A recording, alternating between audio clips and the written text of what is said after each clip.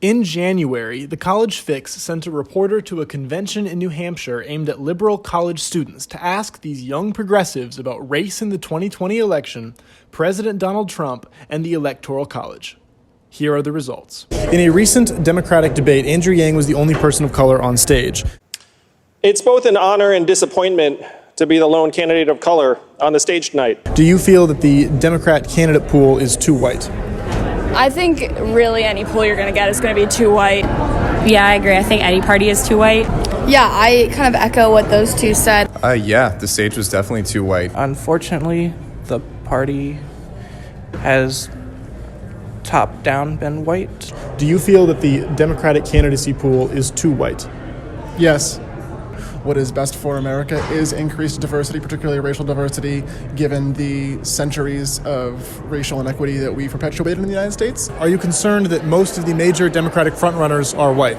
Yeah, I do see it as an issue, especially since white Caucasians won't be the majority in like 10 years.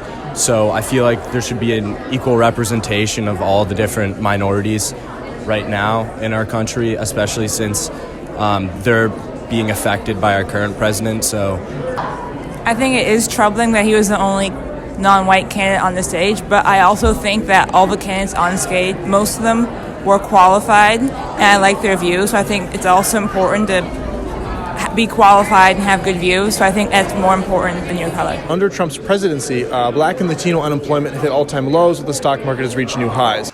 We have created 2.4 million new jobs. African American unemployment stands at the lowest rate ever recorded, and Hispanic American unemployment has also reached the lowest levels in history. Does this impact your position on Trump?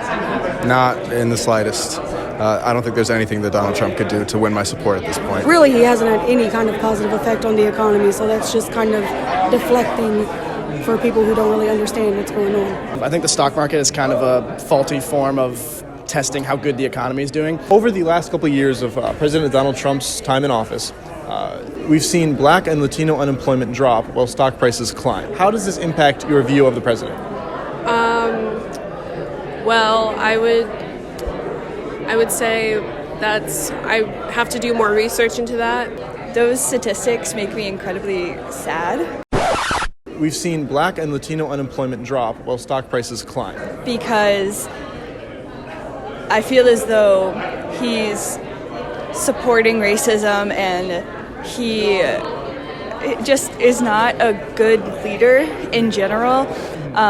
So it just reflects poorly on him, it reflects poorly on us, and I very much so do not support that. If a Democrat were to win the White House in 2020, what's one Trump policy that you would hope to see reversed? Man, where do I start? Transgender ban, military, tax cuts for the wealthy. Literally everything. The tax cut, DACA, that immigrant stuff at the border, he hasn't done anything. I would just erase everything. Should a Democrat win in 2020, what's one Trump policy that you would hope is reversed? Probably the tax cut, simply because I don't believe trickle-down economics is functional.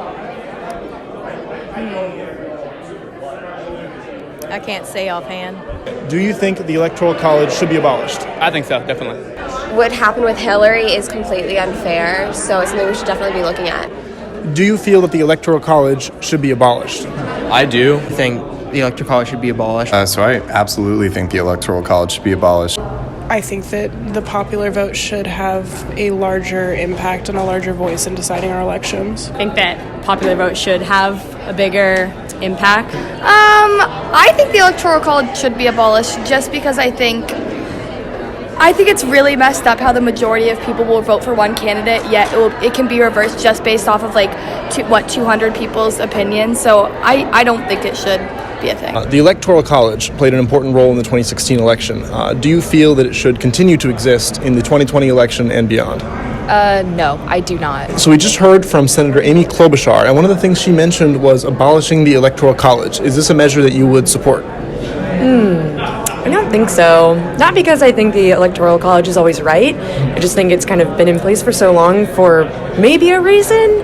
Honestly, I don't know much about the Electoral College, but I feel like that's kind of a drastic measure to take.